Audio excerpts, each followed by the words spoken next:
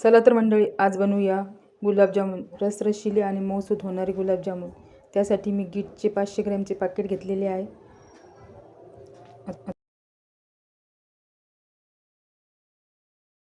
आता एक ताट घेऊन त्या ताटात हे सगळं प्रीमिक्स काढून घ्यायचे.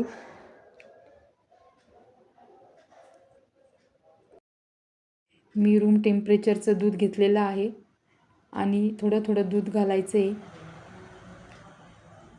आणि याचा मऊसूत गोळा तयार करायचा आहे.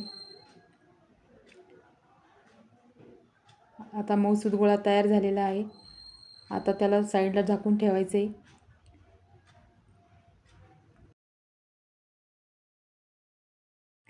एका कढईमध्ये मी 1500 ग्रॅम साखर घेतलेली आहे. जवळजवळ 1.5 पातेलं ही साखर भरलेली आहे आणि त्याच पातेल्याने मी 1600 ml पाणी घेतलेलं आहे.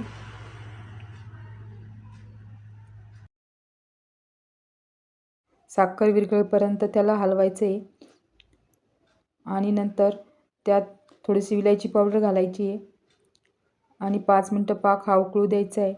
पाक उकळला की नंतर गॅसची फ्लेम ही बंद करायची आहे. जवळजवळ आपला पाक हा तयार झालेला आहे. छोटासा गोळा घेऊन तो दोन्ही हाताच्या मध्ये चांगला मसलून त्याचे छोटे छोटे गोळे तयार करायचे. मसलल्याने त्याला क्रॅक राहणार नाही. अशा प्रकारे सर्व गोळे तयार करायचे. अशा प्रकारे मी सर्व गोळे तयार करून घेतलेले आहे. एका कढईमध्ये तेल गरम करून त्यात हे गुलाबजामुन टाकायचे आणि गॅसची फ्लेम ही मध्यम करायची.